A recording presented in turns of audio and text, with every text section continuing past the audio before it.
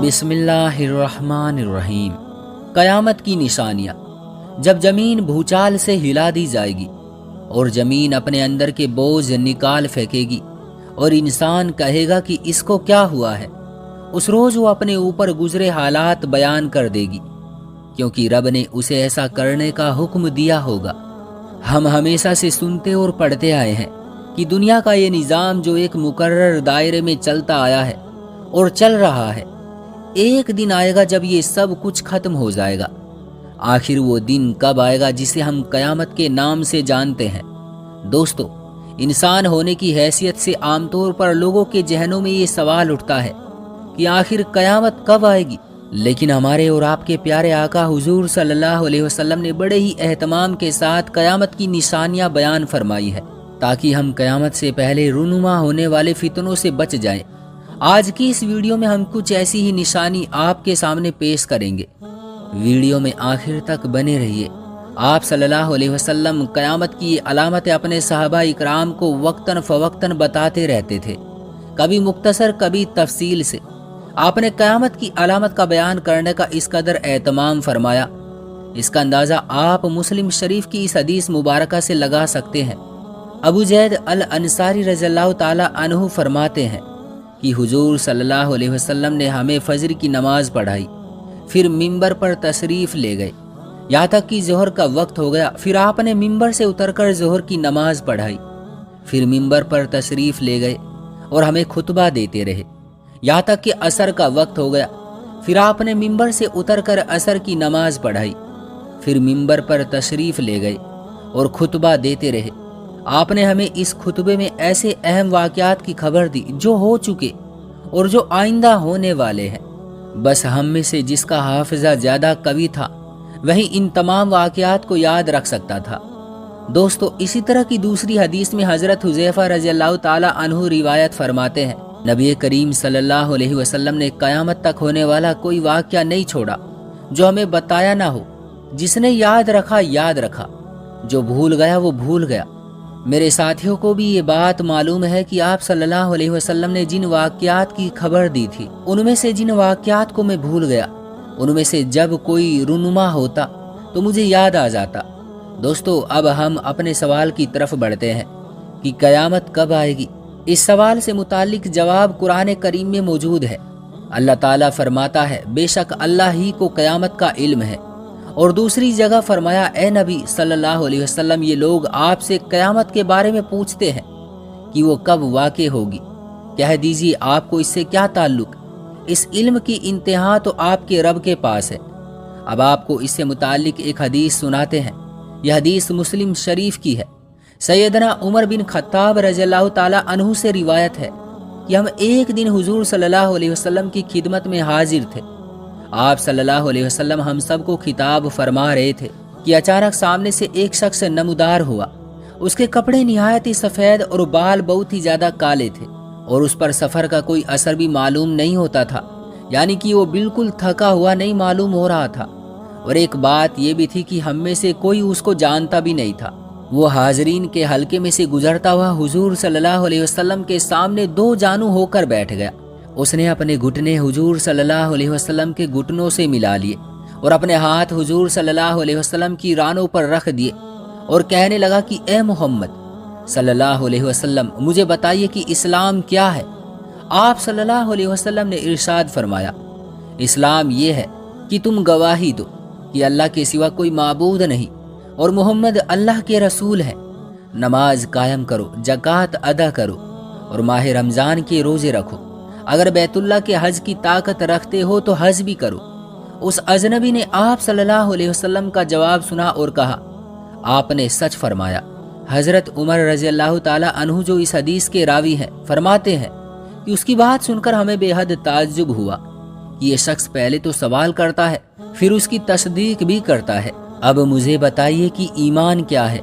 आप सल्लल्लाहु अलैहि वसल्लम ने फरमाया, ईमान ये है कि तुम अल्लाह, उसके फरिश्तों, उसकी किताबों, उसके रसूलों और क़यामत के दिन को हक जानो और मानो, हर खैर और शर को भी हक जानो और मानो।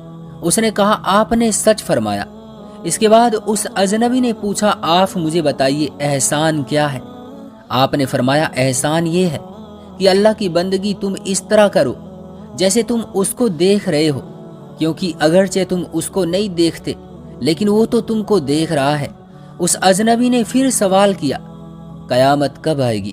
آپ اس کے بارے میں مجھے بتائیے۔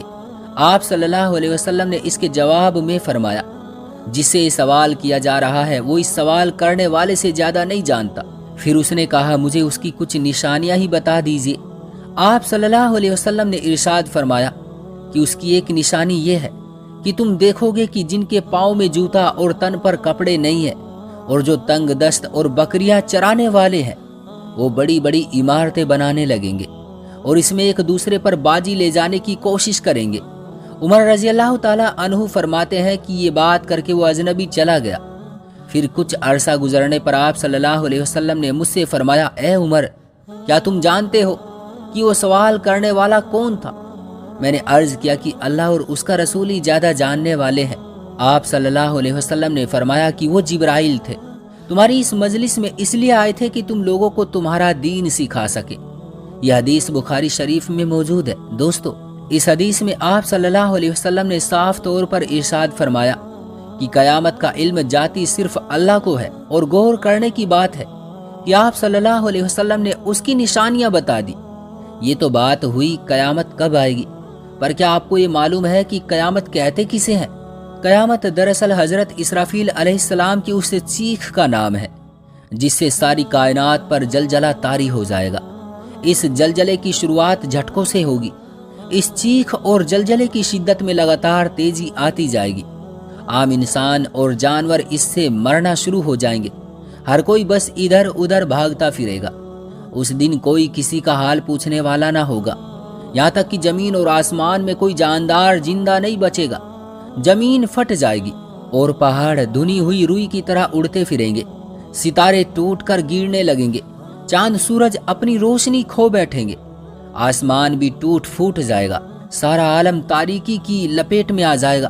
اس طرح پوری کی پوری کائنات موت کے آغوش میں سو جائے گی۔ دوستو، اس دن کی خبر تمام انبیاء کرام نے اپنی اپنی امتوں کو دی ہے۔ ہمارے آقا محمد صلی اللہ علیہ وسلم نے بتایا کہ قیامت اب بے حد قریب آ پہنچی ہے اور میں اس دنیا میں اللہ کا آخری رسول ہوں۔ قرآن کریم اللہ تعالیٰ کی نازل کی ہوئی آخری کتاب ہے۔ اللہ قرآن میں فرماتا ہے اے نبی، لوگ آپ سے قیامت کے بارے میں پوچھتے ہیں، کہہ دیجئے کہ اس کا علم صرف اللہ کے پاس ہے۔ آپ کو کیا خبر، بہت ممکن ہے کہ قیامت بالکل ہی قریب ہے۔ دوستو، کہا جاتا ہے کہ قیامت آسمانی آفت کی وجہ سے ہوگی۔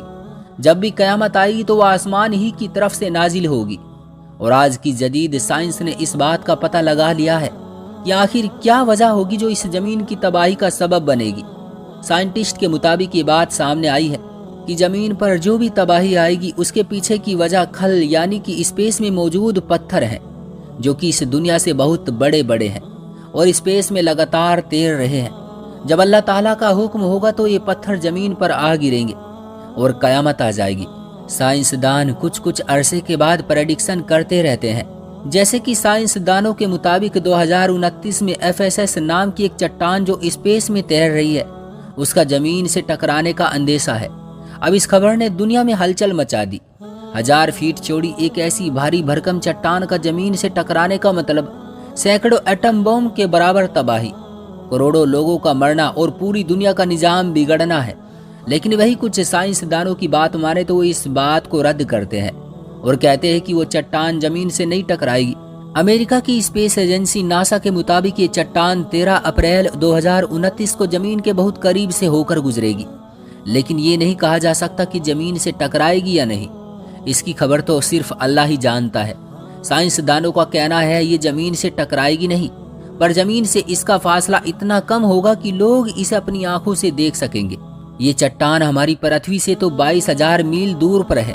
اگر سائنسدانوں کی مانے تو یہ فاصلہ خل یعنی اسپیس کے اعتبار سے بال برابر بھی نہیں ہے۔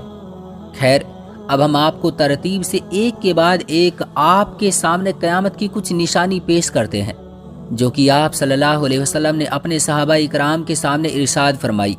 قیامت کی بڑی علامت میں سے یہ ہے کہ سرزمین حجاز سے آگ کا نکلنا، یہ واقعہ پیش آ چکا ہے۔ گھر گھر سے موسیقی کی آوازیں آنا، یہ بھی ہم گانے بجانے کی شکل میں دیکھ رہے ہیں۔ بے حیائی عام ہو جائے گی۔ اب دوستو اس کے بارے میں کیا بتایا جائے؟ یہ تو آپ سبھی جانتے ہیں کہ بے حیائی کتنی عام ہو چکی ہے۔ والدین کی نافرمانی کی جائے گی، اس میں بھی ایسی کوئی بات نہیں ہے جو کسی سے چھپی ہو۔ باپ کے مقابلے دوستوں کو ترجیح دی جائے گی۔ یہ سب نشانیاں بھی پوری ہو چکی ہیں۔ اب آپ کو وہ نشانیاں بتائیں گے جو نشانیاں آنے والے وقت میں آئیں گی۔ لوگوں پر ایسا زمانہ آئے گا کہ دین پر قائم رہنے والے کی حالت اس شخص کی طرح ہوگی جس نے انگارے کو مٹھی میں پکڑ رکھا ہو۔ دنیاوی اعتبار سے سب سے زیادہ خوش قسمت وہ ہوگا جو خود بھی کمینہ اور اس کا باپ بھی کمینہ ہوگا۔ قبیلوں کے لیڈر بہت مختلف جھوٹے اور فاسق ہوں گے۔ بازاروں کے رئیس تاجر ہوں گے۔ پولیس کی کثرت ہوگی جو ظالموں کی پیٹھ تھپ تھپائیں گے۔ کم عمر کے لڑکے حکومت کرنے لگیں گے۔ ناپ تول میں کمی کی جائے گی۔ لکھنے کا ماحول بہت بڑھ جائے گا، لیکن تعلیم صرف دنیا کے لیے ہی حاصل کی جائے گی۔ قرآن کو گانے بجانے کا سامان بنا لیا جائے گا، یعنی لوگ اسے گا گا کر پڑھیں گے۔ ریا، شہرت اور مالی فائدے کے لیے قرآن کو گا گا کر پڑھنے والوں کی کثرت ہوگی۔ فقہا کی کمی ہوگی، علماء کو قتل کیا جائے گا۔ لوگوں پر ایسا وقت آئے گا کہ وہ سرخ سونے سے زیادہ اپنی موت کو پسند کریں گے۔ اس امت کے آخری لوگ پہلے لوگوں پر لعنت کریں گے۔ جھوٹ کو سچا اور سچے کو جھوٹ کہا جائے گا۔ اچھائی کو برا اور برائی کو اچھا سمجھا جائے گا۔ اجنبی لوگوں سے حسن سلوک کیا جائے گا اور رشتہ داروں کے حقوق پامال کیے جائیں گے۔ بیوی کی اطاعت اور ماں باپ کی نافرمانی کی جائے گی۔ مسجدوں میں شور ہوگا اور دنیا کی باتیں ہوں گی۔ سلام صرف جان پہچان کے لوگوں کو ہی کیا جائے گا، جبکہ سلام ہر مسلمان کو کرنا چاہیے، چاہے اس سے جان پہچان نہ ہو۔ نیک لوگ چھپتے پھریں گے اور کمینوں کا دور چل رہا ہوگا۔ لوگ فقر اور ریاکاری کے طور پر اونچی اونچی عمارت بنا کر ایک دوسرے سے مقابلہ کریں گے۔ شراب کا اور سود کا نام بدل کر شراب کا نام رمی، سود کا نام نفع اور رشوت کا نام ہدیہ رکھ کر اس کو حلال سمجھا جائے گا۔ سود، جوا، گانے بجانے کے سامان، شراب اور زنا کی کثرت ہوگی۔ بے حیائی کے ساتھ ساتھ حرام اولاد کی کثرت ہوگی۔ دعوتوں میں کھانے پینے کے ساتھ عورتیں بھی پیش کی جائیں گی۔ اچانک سے موت یعنی حادثات سے مرنے والوں کی کثرت ہوگی۔ لوگ بڑی بڑی گاڑیوں کی سواری کر کے مسجد تک آئیں گے۔ ان کی عورتیں کپڑے پہنتی ہوں گی، لیکن لباس اتنا باریک اور چست ہونے کی وجہ سے برہنہ ننگی ہوں گی۔ ان کے سر اونٹوں کی کوہنوں کی طرح ہوں گے، یعنی کہ وہ بال اس طرح بنائیں گے کہ کوہن نظر آئیں گے۔ ادائیں دکھا دکھا کر مٹک مٹک کر چلیں گی، لوگوں کو اپنی طرف مائل کریں گی۔ یہ لوگ نہ جنت میں داخل ہوں گے نہ اس کی خوشبو پائیں گے۔ مومن آدمی اس کے نزدیک بندیوں سے زیادہ گرا ہوا ہوگا۔ مومن برائیوں کو دیکھے گا پر روک نہیں سکے گا، جس کی وجہ سے وہ اندر ہی اندر کڑتا رہے گا۔ آج ان سب باتوں کو ہوتا ہوا دیکھا جا رہا ہے اور کسی علامات کی ابھی شروعات ہوئی ہے اور کوئی اپنی انتہا تک پہنچ گئی۔ جب آپ صلی اللہ علیہ وسلم کی بتائی ہوئی سبھی علامات اپنی انتہا کو پہنچ جائیں گی، اسی وقت قیامت کی بڑی بڑی اور آخری علامت کا سلسلہ شروع ہو جائے گا، اور آخر ان کے بعد سور پھونک دیا جائے گا۔ زمین اوپر سے نیچے تک کپ کپائے گی اور جتنے مردے اس میں دفن ہے سب کو نکال پھینکے گی۔ اس دن پہاڑ دھنی ہوئی روئی کی طرح اڑتے پھریں گے، زمین لپیٹ دی جائے گی۔ اس دن صاف ظاہر ہو جائے گا کہ کون نیک ہے اور کون گنہگار۔ سورہ ابراہیم آیت 48 میں اللہ ارشاد فرماتا ہے، جس کا ترجمہ ہے، ڈراؤ انہیں اس دن سے جس دن زمین اور آسمان بدل کر کچھ سے کچھ کر دیے جائیں گے اور سب کے سب اللہ واحد قہار کے سامنے بے نقاب ہو کر ظاہر ہو جائیں گے۔ اللہ تعالی ہمیں اپنے فضل و کرم سے اس دن کی سختیوں سے جس دن حساب ہوگا محفوظ رکھے، اور اللہ ہم سب کو جنت الفردوس میں اپنے فضل سے بہترین مقام عطا فرمائے، ہمارے گناہوں کو معاف کرے اور ہمیں ان لوگوں میں شامل کرے جو لوگ فرما بردار ہیں، ہمارا نام اللہ کا شکر ادا کرنے والوں میں شامل فرمائے، آمین ثم آمین۔ پیارے دوستو، اگر یہ ویڈیو آپ کو پسند آئی ہو تو لائک کر کے چینل کو سبسکرائب ضرور کر لیں، اور جاتے جاتے ایک پیارا سا کومنٹ کر کے ضرور بتانا کہ آپ کو یہ ویڈیو کیسی لگی۔ میں ملتا ہوں آپ سے اچھی اور سچی ویڈیو کے ساتھ اگلی ویڈیو میں، تب تک کے لیے آپ اپنا خیال رکھیے گا۔ اللہ حافظ۔